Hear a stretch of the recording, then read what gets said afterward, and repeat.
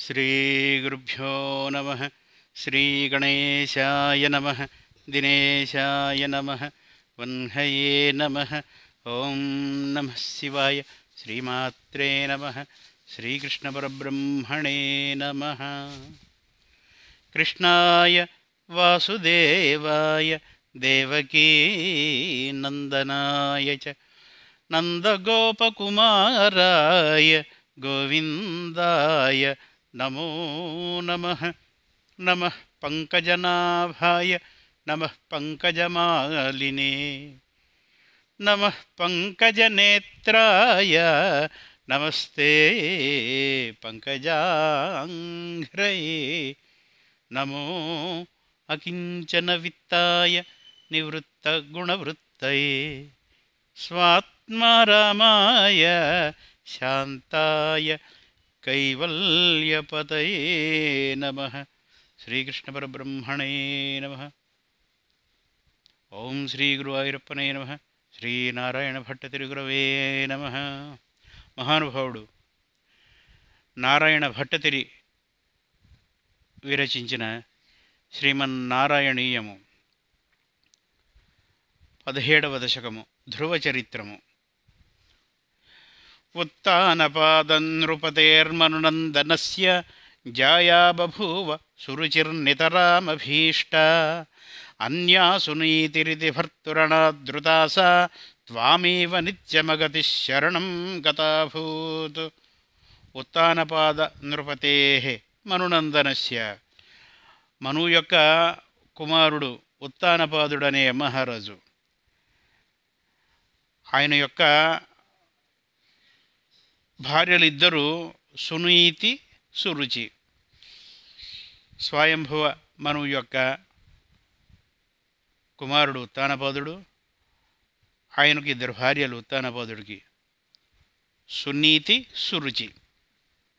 పెద్ద భార్య సునీతి, చిన్న భార్య సురుచి.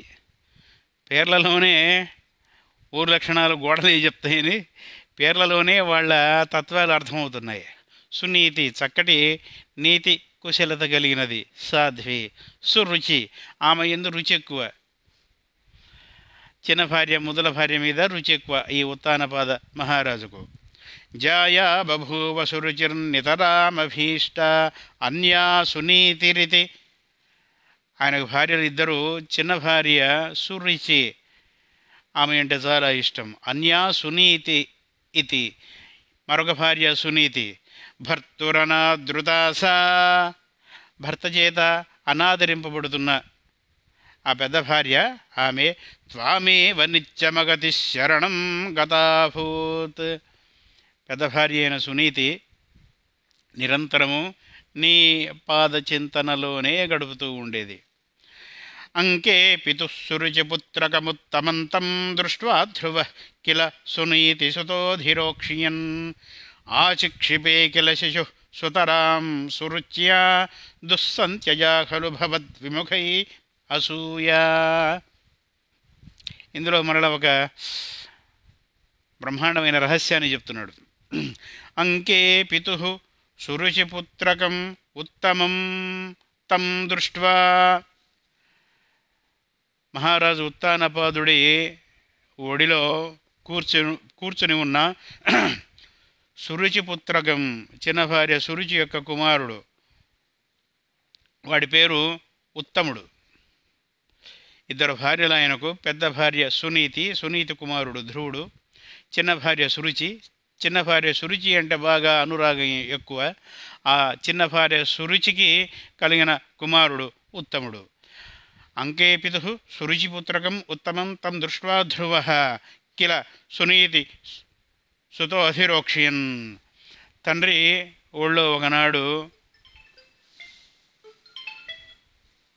సవతి తల్లి యొక్క కుమారుడు తన తమ్ముడు ఉత్తముడు కూర్చొని ఉండటం చూశాడు.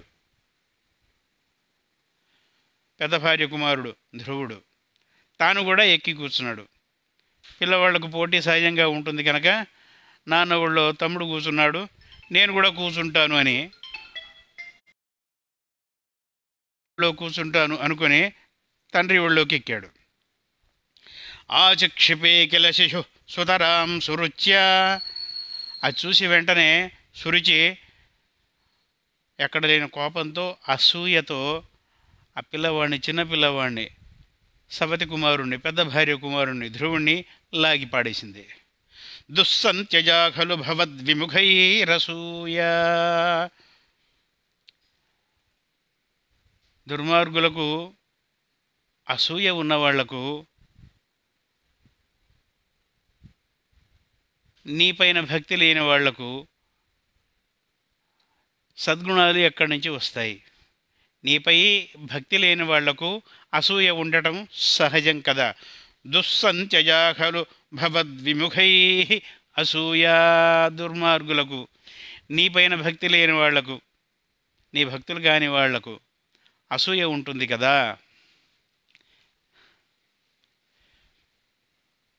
భగవంతుడి చరిత్ర భాగవతం. భగవంతుడి భక్తులు భాగవతులు. శ్రీకృష్ణ లీలామృత భాగవతంలో, సంస్కృత భాగవతంలో, మూల భాగవతంలో వ్యాస మహర్షి 2వ శ్లోకంలో చెప్తారు. ధర్మ ప్రోజ్జితకైతవోత్ర పరమో నిర్మత్సరాణం సతాం వేద్యం వాస్తవమత్ర వస్తు శివదం తాపత్రయోన్మూలనం. శ్రీమద్భాగవతే మహామునికృతే కిం వా పరైరీశ్వరః సద్యో హృద్యవరుధ్యతేత్ర కృతిభిః శుశ్రూషుభిః తక్షణాత్. ధర్మప్రోజ్జితకైతవః అత్ర పరమో నిర్మత్సరాణం సతాం వేద్యం. మిగిలిన ఇతర ధర్మములను, ఇతర మార్గాలను అన్నింటినీ నిరసించి కేవలం నీ అందరి భక్తిని మాత్రమే బోధించే భాగవతం, శ్రీకృష్ణ లీలామృత భాగవతం, అది నిర్మత్సరాణం సతాం వేద్యం. నిర్మత్సరులైన వాళ్లకు మాత్రమే, సాత్వికులకు మాత్రమే, ఉత్తములకు మాత్రమే అవగతమవుతుంది శ్రీకృష్ణ లీలామృత భాగవతం. అంటే పరమాత్ముడి కథ, పరమాత్ముడి తత్వం అసూయ లేని వాళ్ళకే అర్థమవుతుంది. అసూయ ఉన్నవాళ్లకు, ఈర్ష్య, మత్సరం, అసూయ వీటితో అతలాకుతలమయ్యే వాళ్ళకి శ్రీకృష్ణ లీలామృత భాగవతం, పరమాత్ముడి కథ, పరమాత్ముడి తత్వం అర్థం కాదు. అంటే భాగవతుడు అసూయ లేనివాడే నిజమైన భాగవతుడు. అది ఒక అంతరార్థం. మరొకటి, శ్రీకృష్ణ లీలామృత భాగవతం వలన, పరమాత్ముడి గాథను వినడం వలన, ఈ కథను తెలుసుకొనడం వలన, పరమాత్ముడి తత్వం తెలియటం వలన అసూయా సర్పం నుంచి విడిపడతాడు మానవుడు. కామ, క్రోధ, లోభ, మోహ, మద, మాత్సర్యాలు ఇంతకుముందు చాలాసార్లు చెప్పుకున్నాం. కానీ మరలా సందర్భం వచ్చింది కనుక మరలా క్లుప్తంగా చెప్పుకుందాం. కామ, క్రోధ, లోభ, మోహ, మద, మాత్సర్యాలు అరిషడ్వర్గాలలో ప్రతిదానికి పరిమితి ఉన్నది మిగిలిన వాటికి, కానీ మత్సరానికి పరిమితులు లేవు. కామానికి, క్రోధానికి వయస్సు, ఆరోగ్యము, సంపద, ఇవన్నీ పరిమితులు ఉంటాయి. 95 ఏళ్ల ముసలివాడు నానా రోగాలతో మనసులో పడ్డవాడికి కామం ఏముంటుంది? ఉండివాడు చేయగలిగేది ఉంటుంది. క్రోధం కూడా అంతే. డబ్బు, ధనమదం, అంగబలం, అర్ధబలం ఇవన్నీ ఉంటే వాటి తాలూకు మదం ఎక్కి క్రోధం వస్తుంది. లోభము, ఏదైనా విలువైనది ఉన్నదే ఎవరికి ఇవ్వకుండా ఉంచుకోవడం లోభితనం. తనకు మాత్రమే చెందాలి అనుకోవడం. తాను తినడు, వేరే వాడికి పెట్టడు, వాడు లోభి. అసలు ఏమీ లేని వాడికి లోభం ఎక్కడ ఉంటుంది? లోభితనం ఎందుకు ఉంటుంది? మోహం కూడా అంతే, మదం కూడా అంతే. మత్సరం మాత్రము చావటానికి సిద్ధమైన వాడి దగ్గర నుంచి ఇప్పుడే పుట్టిన పిల్లవాడి వరకు కూడా ఉంటుంది. సంవత్సరం 2 సంవత్సరాల పిల్లవాళ్ళకు కూడా వాళ్ళని పక్కన పెట్టి తమ్ముడికో చెల్లెలకో పాలిస్తుంటే కోపం వస్తుంది, అసూయ వస్తుంది, లాగి పారేస్తారు. భార్యాభర్తల మధ్య అసూయ ఉండవచ్చు, తల్లిదండ్రులకు పిల్లలకు మధ్య అసూయ ఉండవచ్చు, గురువుకు శిష్యుడికి మధ్య అసూయ ఉండవచ్చు, స్నేహితుల మధ్య అసూయ ఉండవచ్చు, అన్నదమ్ముల మధ్య, తోబుట్టువుల మధ్య అసూయ ఉండవచ్చు. ఏమీ సంబంధం లేని వాడికి, మనకు ముక్కు మొహం తెలియని వాడి మీద కూడా మనకు అసూయ ఉండొచ్చు. మనకంటే బ్రహ్మాండమైన కారులో ఎవడైనా పోతుంటే అసూయ కలుగుతుంది. మనకంటే మంచి ఇల్లు, పెద్ద ఇల్లు, గొప్పగా ఇల్లు కట్టుకుంటే వాడి మీద మనకు అసూయ కలుగుతుంది. వాడి ఇల్లు వాడి డబ్బులతో, వాడి కష్టంతో వాడే కట్టుకున్నా కానీ మన పెంకుటింటిని, వాడి సౌధాన్ని పోల్చుకొని మనకు అసూయ కలుగుతుంది. ఇలా రకరకాల సందర్భాలలో రకరకాల కారణాలుగా ఎవరికైనా అసూయ కలగటం అత్యంత సహజం. కనుక అసూయకు పరిమితులు లేవు. ఆ అసూయను జయించటానికి భాగవతుడు కావాలి, భగవంతుడి భక్తుడు కావాలి, శ్రీకృష్ణ పరమాత్ముడి సేవ చేయాలి, ఆయనకు దాస్యం చేయాలి. ఆ రహస్యాన్ని చెప్తున్నాడు. ఒక చిన్న మాటలో ఇంత కథ చెప్పాడు. దుస్సంత్యజా ఖలు భవద్విముఖైరసూయా త్వన్మోహితేపి తరి పశ్యతి దారవస్యే దూరం దురుక్తి నిహత స గతో నిజాంబాం సా విశ్వకర్మగతి సంతరణాయ పుంసాం త్వత్పాదమేవ శరణం శిశవే శశంస. త్వన్మోహితేపి తరి పశ్యతి దారవస్యే దూరం దురుక్తి నిహత స గతో నిజాంబాం. త్వన్మోహితే చిన్న భార్య మోహంలో చిన్న భార్య కోసుడైన తండ్రి పశ్యతి చూస్తూనే ఉన్నాడు. తండ్రి చూస్తుండగానే సవత్తల్లి పెంతల్లి నానా మాటలు అనడంతో స గతో నిజాంబాం తన తల్లి దగ్గరికి వెళ్ళాడు. సాపి స్వకర్మగతి సంతరణాయ పుంసాం స్వకర్మగతి సంతరణాయ పుంసాం. మన కర్మ ఇట్లుంది నాన్న, ఇటువంటి దురదృష్టాలకు పాల్పడవలసిన కర్మం ఏదో మనం చేశాము. ఈ పాపములను నివారించటానికి దీనులకు, ఆర్తులకు, ఎటువంటి బాధలు పొందుతున్న వాళ్ళకైనా శరణము శ్రీ మహావిష్ణువే. ఆయన్ను శరణం వేడటం తప్ప మనం చేయగలిగింది లేదు. ఆయననే మన దిక్కుగా భావించాలి. ఎవరితో ఏం చెప్పుకున్నా ఏమీ జరగదు తండ్రి, ఆయనతో చెప్పుకోవాలి బాధ అని శ్రీమన్నారాయణమూర్తి యొక్క పాదములను ఆశ్రయించు తండ్రి అని చెప్పింది తల్లి. సాపి స్వకర్మగతి సంతరణాయ పుంసాం త్వత్పాదమేవ శరణం శిశవే శశంస. ఇటువంటి కర్మలను తప్పించడం కోసం నీ పాదాలను ఆశ్రయించడం తప్ప చేయగలిగింది ఏమీ లేదు అని తన శిశువుకు ఆ తల్లి చెప్పింది. ఆకర్ణ్యసోపి భవదర్చన నిశ్చితాత్మా మానీ నిరేత్య నగరాత్ కిల పంచవర్ష సందృష్ట నారద నివేదిత మంత్రమార్గ త్వామారరాధ తపసా మధుకాననాంతే. ఆకర్ణ్యసోపి భవదర్చన నిశ్చితాత్మ. ఆకర్ణ్యసోపి ఆ మాటలు విని నిన్ను అర్చించాలని, నిన్ను శరణు వేడాలని నిశ్చితాత్ముడై మాని అభిమానం కలిగిన బాలకుడు, 5 సంవత్సరాల వయసు మాత్రమే పిల్లవాడికి, నిరేత్య నగరాత్ కిల పంచవర్ష 5 సంవత్సరాల ప్రాయంలోనే ఇదంతా జరిగి స్వాభిమానం కలిగిన ఆ సున్నిత హృదయం దెబ్బతిని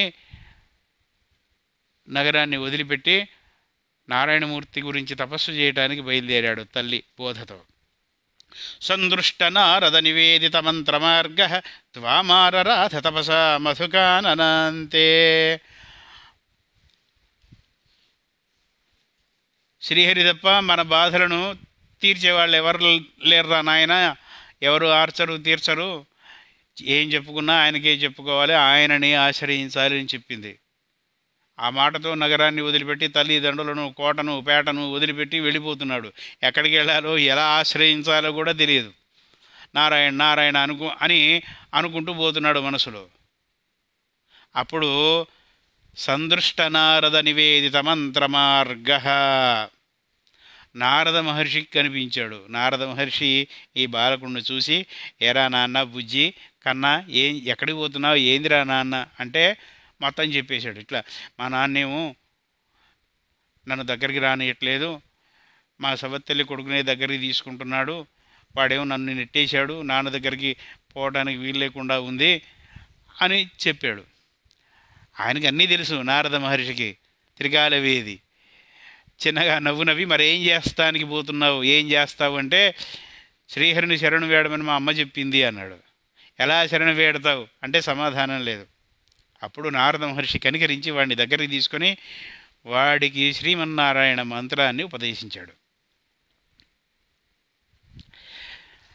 12 అక్షర మంత్రాన్ని, శ్రీమన్నారాయణమూర్తి యొక్క 12 అక్షరాల మంత్రాన్ని ఉపదేశించాడు.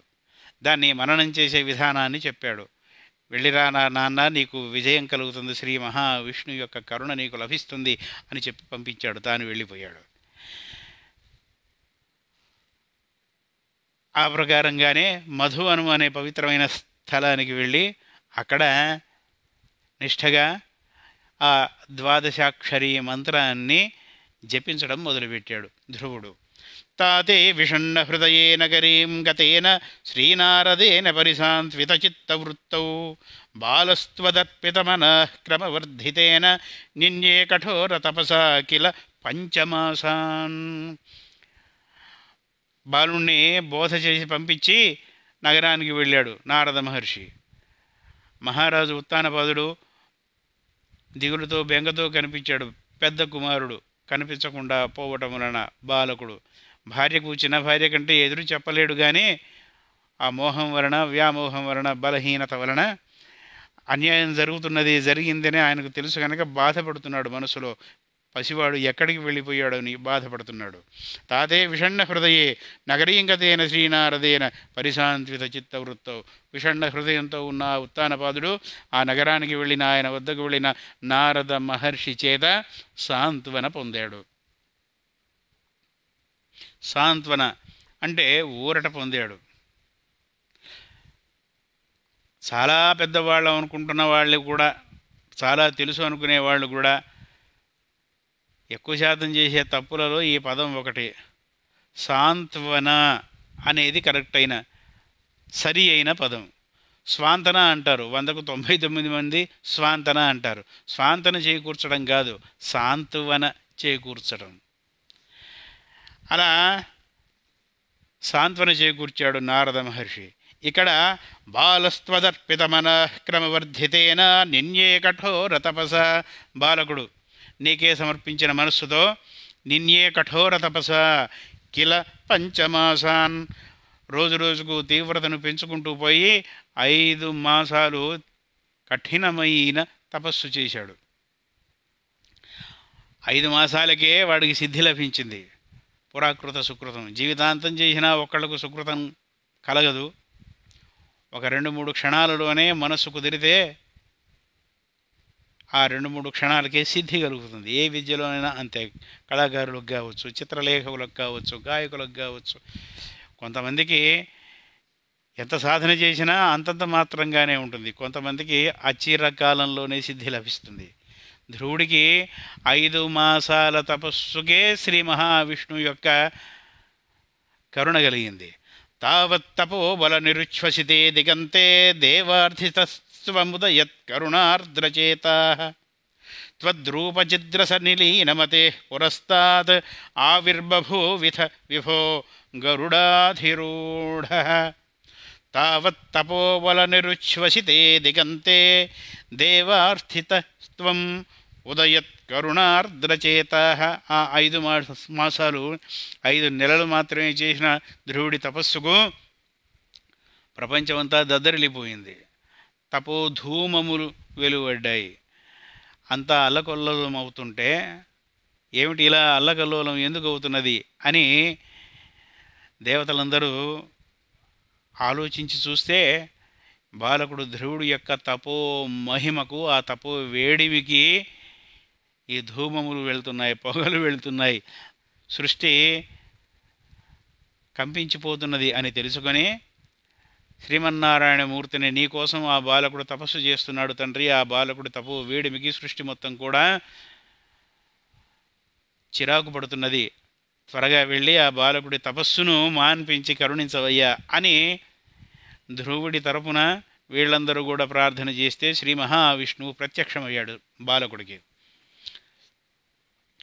త్వద్రూపచిద్రసనిలీనమతే పురస్తాద్ ఆవిర్బభూ విభో గరుడాధిరూఢ. దర్శనం ఇచ్చాడు. గరుత్మంతుడి మీద వెళ్ళి ధ్రువుడికి దర్శనం ఇచ్చాడు. ఆయనను చూడటంతోనే 5 సంవత్సరాల బాలకుడు. అదృష్టవశాత్తు నారద మహర్షి 12 అక్షరీ మంత్రాన్ని బోధించాడు. తల్లి ప్రేరేపించి పంపించింది. కానీ స్తుతులు చేయటం, స్తోత్రాలు చేయటం, దివ్యంగా పొగడటం తెలియని 5 ఏళ్ల బాలకుడు కళ్ళప్పగించి కనుల వెంట ఆనంద బాష్పాలు రారుస్తూ విస్మయంతో, ఆశ్చర్యంతో, ఆనందంతో, సంభ్రమంతో చూస్తున్నాడంతే, ఏం చేయాలో తోచక. త్వద్దర్శన ప్రమద భారతరింగితం తం దృగ్భ్యాం నిమగ్నమివ రూపరసాయనేతే. త్వద్దర్శన ప్రమద భారతరంగితం తం, నీ దర్శన ప్రభావం చేత ఆ ఆనంద తరంగాలలో డోలికలూగుతూ ఆ ఆనంద సాగరంలో మునిగిపోయి దృగ్భ్యాం నిమగ్నమివ రూపరసాయనయతే, నీ రూపరసాయనాన్ని తన కన్నులు అనే పాత్రలతో తాగుతున్నట్లుగా కళ్ళప్పగించి ఆనంద బాష్పాలతో నీరు నిండిన కనులతో నిన్నే చూస్తుండిపోయాడు తప్ప ఏం చేయాలో తోచట్లేదు ఆ బాలకుడికి. తుష్టూషమాణమవగమ్యకపోలదేశే సంస్పృష్టవానసి దరేణ తథా ఆదరేణ. తుష్టూషమాణమవగమ్య కపోలదేశే సంస్పృష్టవానసి. మనసులో ఎంతో పొగడాలి, ఎంతో వేడుకోవాలి, ఏదేదో కోరుకోవాలి అని తహతహలాడుతున్నాడు తప్ప ఆ వాక్శక్తి లేక ఉబ్బి తబ్బిబ్బవుతున్నాడు. ఊపిరాడనట్లుగా సతమతమవుతున్నాడు ఆ ఆనంద భారంతో. కపోలదేశే సంస్పృష్టవానపి, తన శంఖంతో సరదాగా ఏమిరా కన్నా అని వాడి కపోల దేశాన్ని, వాడి చెక్కిళ్లకు తన శంఖాన్ని స్పృశింపజేసి, శంఖంతో స్పృశించి పరామర్శించాడు స్వామి శ్రీ మహావిష్ణువు. సంస్పృష్టవానసిదరేణ తథాదరేణ, శంఖంతో వాడి చెక్కిలి మీద ఆనిచ్చి పలకరించాడు. తావద్విబోధ విమలం ప్రణువంతమేనం ఆభాషథాస్త్వమవగమ్య తదీయ భావం రాజ్యం చిరం సమనుభూయ భజస్వభూయ సర్వోత్తరం ధ్రువపదం వినివృత్తిహీనం.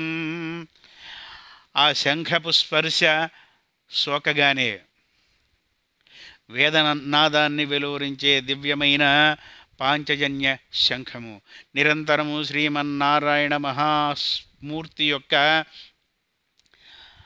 అధర స్పర్శకు నోచుకున్న అదృష్టమైన శంఖం. సృష్టిలో ప్రపంచంలో ఏ శంఖాన్ని ఊదినా ప్రణవనాదమే వస్తుంది, ఓం అనే నాదమే వస్తుంది. ఓంకారధ్వానాన్ని నిరంతరము వెలువరించే శంఖము, అందున శ్రీమన్నారాయణ మూర్తి యొక్క పెదవులకు సోకి ధన్య అయిన శంఖం. ఆ శంఖము ప్రణవానికి అంటే సమస్త జ్ఞానానికి నిలయమైన ఆ శంఖం ఎప్పుడైతే చెక్కిళ్లకు సోకిందో సమస్తమైన జ్ఞానము సోకింది బాలకుడికి. దివ్యంగా స్వామిని అప్పుడు స్తుతించాడు. తావద్విబోధ విమలం ప్రణువంతమేనం ఆభాషథాస్త్వమవగమ్య తదీయ భావం. దివ్యంగా స్తుతులు స్తోత్రాలు చేస్తుంటే వాడి మనసులో ఉన్న ఆ బాలకుడి మనస్సులో ఉన్న కోరికను గ్రహించాడు స్వామి. స్వామి నాకు ముక్తిని ప్రసాదించు అని కోరుకుందాం అనుకుంటున్నాడు.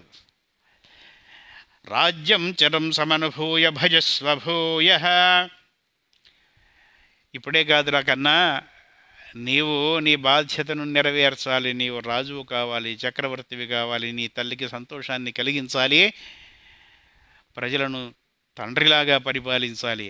ఆ తరువాత నీవు శాశ్వతమైన, ధ్రువమైన, సత్యమైన, నిత్యమైన, క్షతి లేని, పడిపోని దివ్యమైన పదాన్ని, ధ్రువపదం అనే పదాన్ని చేరుకుంటావు. సర్వోత్తరం ధ్రువపదం వినివృత్తిహీనం. సర్వోత్తమమైన, పునరావృత్తి లేని, పడిపోని, క్షతి లేని, చ్యుతి లేని, నాశనం లేని, క్షీణించని ఉత్తమమైన ధ్రువపదానికి అప్పుడు చేరుకుంటావు. ఇప్పుడే కాదు నాన్న, తొందరపడకు. నీకు నా సంపూర్ణమైన కరుణ లభించింది, ఇంటికి తిరిగి వెళ్ళు అని చెప్పాడు. ఇత్యూచుషి త్వయి గతే నృపనందనోసౌ ఆనందితాఖిలజనో నగరీముపేతః రేమే చిరం భవదనుగ్రహపూర్ణకామః తాతే గతే చ వనమాదృతరాజ్యభారః. ఇత్యూచుషి త్వయి గతే, ఇలా చెప్పి, ఇతి ఊచుషి, ఇలా చెప్పి నువ్వు అంతర్ధానం చెందావు. ఆ నృపనందనుడు రాజకుమారుడు ధ్రువుడు ఇంటికి తిరిగి వెళ్ళి తల్లికి, తండ్రికి, ప్రజలకు, అమాత్యులకు అందరికీ సంతోషాన్ని కలిగించి కాలక్రమంలో తన తండ్రి తరువాత, ఉత్తానపాదుడి తరువాత రాజ పదవికి అర్హుడైనాడు, రాజుగా అభిషేకింపబడ్డాడు. తాతేకతేజ వనమాదృత రాజ్యభార. తాత అంటే సంస్కృత తాత అంటే తండ్రి, తాత అంటే తండ్రి. అంటే ఉత్తానపాదుడు సన్యసించి తన కుమారుడికి, ధ్రువుడికి, పెద్ద కుమారుడికి, పెద్ద భార్య యొక్క కుమారుడికి, పెద్ద కుమారుడికి రాజ్యాన్ని అప్పచెప్పి వానప్రస్థాశ్రమానికి వెళ్ళిపోయాడు. యక్షేణ దేవ నిహతే పునరుత్తమేస్మిన్ యక్షైః సయుద్ధ నిరతో విరతో మనోక్త్యా శాంత్యా ప్రసన్న హృదయాద్ధనదాదుపేతాద్ త్వద్భక్తిమేవ సుదృఢాం అవృణోన్మహాత్మా. ఆ తరువాత యక్షేణ దేవ నిహతే పునరుత్తమేస్మిన్, సవతి తల్లి కొడుకు, వాడి పేరు ఉత్తముడు అని చెప్పుకున్నాం ఇంతకుముందు. ఆ ఉత్తముడు వాడి పెరిగిన తర్వాత కూడా వాడి దుడుకుతనం అలాగే ఉంది. యక్షుల చేత కయ్యానికి కాలు దువ్వి తగాదా వచ్చి యక్షులతోటి యుద్ధం చేసి ఆ యుద్ధంలో యక్షుల చేతిలో సంహరింపబడ్డాడు ఉత్తముడు. తన తమ్ముడిని సంహరించిన యక్షుల మీద కోపం వచ్చి ధ్రువుడు యక్షులను వరుసగా నాశనం చేయడం మొదలుపెట్టాడు. యక్షుల మీద యుద్ధం ప్రకటించి వారిని సంహరించడం మొదలుపెట్టాడు.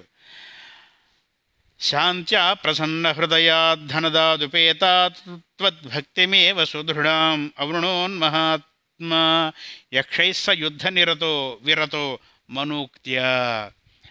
యక్షులతో యుద్ధం చేస్తూ ఉంటే వారి యుద్ధానికి, దేవజాతికి చెందిన వారు యక్షులు, వారితో చేస్తున్న యుద్ధానికి వారిని ఊచకోత కోస్తుంటే సృష్టి ప్రళయం వచ్చినట్టుగా అతలాకుతలమవుతుంటే స్వయంగా మనువు వచ్చి, అంటే తాత వచ్చి, యక్షులతో యుద్ధం వద్దురా నాయన, తప్పు నీవాడిదే, మనవాడిదే, నీ తమ్ముడిదే, ఇక చాలించు అంటే మనువు యొక్క మాటల వల్ల యక్షులతో యుద్ధాన్ని విరమించి శాంతికి బాటలు వేశాడు. శాంత్యా ప్రసన్న హృదయాత్ ధనదాదుపేతాత్ త్వద్భక్తిమేవ సుదృఢాం అవృణోన్మహాత్మా. యక్షులకు ప్రభువు కుబేరుడు యక్షులతో యుద్ధం చేస్తూ వాళ్ళను ఊచకోత కోస్తుంటే యక్షుల యొక్క దేవుడైన అధిపతి అయిన కుబేరుడు మనువును బతిమలాడుకున్నాడు అనమాట. ఏందయ్యా మీ మనవుడు ఇట్లా మా వాళ్ళను కోచగోస్తున్నాడు, కొద్దిగా కలగజేసుకొని కొద్దిగా శాంతింపజేయ నాయనా, నీకు పుణ్యం ఉంటుంది అంటే సిఫారసు చేస్తే మనువు చెప్పిన మాటల వల్ల యక్షులతో యుద్ధాన్ని మానుకున్నాడు. దానితో కుబేరుడికి సంతోషమై నీకేం వరం కావాలో కోరుకో నాయన అంటే అప్పుడు కూడా మరలా ఏ వరం కోరుకోలేదు. శ్రీమన్నారాయణుని పాదపద్మముల మీద అచంచలమైన, దృఢమైన, శాశ్వతమైన భక్తిని ప్రసాదించు నాకు, అంతకంటే వేరే ఏ సంపద అక్కర్లేదన్నాడు. అది ధ్రువుడి యొక్క వ్యక్తిత్వం. అంతే భవత్పురుషనీత విమానయాతో మాత్రా సమం ధ్రువపదే ముదితో యమాస్తే ఏవం స్వభృత్యజనపాలనలోలధీస్త్వం వాతాలయాధిప నిరుంధి మమామయోహాన్. అంతే భవత్పురుషనీత విమానయాతో మాత్రా సమం ధ్రువపదే ముదితో యమాస్తే. చివరికి రాజ్యాన్ని ఎన్నో సంవత్సరాలు దక్షతతో పరిపాలించి చివరకు భవత్పురుషనీత విమానయాతో, నీ పురుషులు, నీ సేవకులు, నీ పార్షదులు, విష్ణుదూతలు దివ్యమైన విమానాన్ని తీసుకుని వస్తే మాత్రాసమం తల్లిని కూర్చుండబెట్టుకొని ధ్రువపదే ముదితో యమాస్తే ఆకాశ మార్గానికి చేరుకున్నాడు. అక్కడ ధ్రువుడి కోసం శాశ్వతమైన ఒక పదం కల్పించబడ్డది, ఒక స్థానం కల్పించబడ్డది. అక్కడ తల్లితో సహా చిరంజీవి అయి నిరంతరము శ్రీమన్నారాయణమూర్తి యొక్క ధ్యానంలో ధ్రువుడు తన జన్మను సార్థకం చేసుకున్నాడు. ఏవం స్వభృత్య జనపాలనలోలధి త్వం, ఇలా స్వభృత్యులను, నీ సేవకులను, నీ కింకరులను, నీ భక్తులను, నీ దాసులను కరుణించే తండ్రి. ఏవం స్వభృత్యజనపాలనలోలధీ త్వం, నీవు వాతాలయాధిప శ్రీమన్నారాయణ గురువాయూరు పురవాస శ్రీకృష్ణ, నిరుంధి మమ ఆమయ ఔఘాన్ వాతాలయాధిప, నిరుంధి మమామయౌఘాన్ వాతాలయ అధిప శ్రీ గురువాయూరు పురవాస శ్రీమన్నారాయణ శ్రీకృష్ణ గురువాయూరప్ప. అటువంటి నీవు నీ భక్తులను స్త్రీలు పురుషులు అనే భేదం లేకుండా, బాలురు వృద్ధులు అనే భేదం లేకుండా, జ్ఞానులు అజ్ఞానులు అనే భేదం లేకుండా, ఒకసారి నీవు నావాడివి నేను నీవాడిని అనుకుంటే చాలు కనికరించే తండ్రి శ్రీమన్నారాయణ గురువాయూరు పురవాస శ్రీకృష్ణ, నన్ను కరుణించి నా వ్యాధులను నివారించి నీ సేవకు వలసిన ఆరోగ్యాన్ని ప్రసాదించి సంపూర్ణమైన ఆరోగ్యాన్ని, పరిపూర్ణమైన ఆయుర్దాయాన్ని, నీ సేవా భాగ్యాన్ని నాకు ప్రసాదించు తండ్రి అని నారాయణ భట్టతిరి మహానుభావుడు తన శ్రీమన్నారాయణీయంలో ఈ 17వ దశకంలో ధ్రువ చరిత్రలో మనకు దివ్యమైన స్తోత్రాన్ని అందించాడు. యదక్షర పదభ్రష్టం మాత్రాహీనం చ యద్భవేత్ తత్సర్వం క్షమ్యతాం దేవ నారాయణ నమోస్తుతే. కాయేన వాచా మనసేంద్రియైర్వా బుద్ధ్యాత్మనా వా ప్రకృతే స్వభావాత్ కరోమి యద్యత్ సకలం పరస్మై నారాయణాయేతి సమర్పయామి. ఓం అచ్యుతాయ నమః, ఓం అనంతాయ నమః, ఓం గోవిందాయ నమః. వనమాలీ గదీ శార్ంగీ శంఖీ చక్రీ చ నందకీ శ్రీమాన్నారాయణో విష్ణు వాసుదేవోభిరక్షతు. మహాప్రభావవంతమైన సమస్త అనారోగ్యములను నశింపజేసే, సమస్తమైన ఆధ్యాత్మిక సంపదలను, ఆరోగ్య సంపదలను ప్రసాదించే ఈ శ్రీమన్నారాయణీయమనే స్తోత్రంలో 18వ దశకం గురించి తెలుసుకొనడం కోసం రేపు తిరిగి ఇదే సమయానికి కలుద్దాం. అంతవరకు స్వస్తి.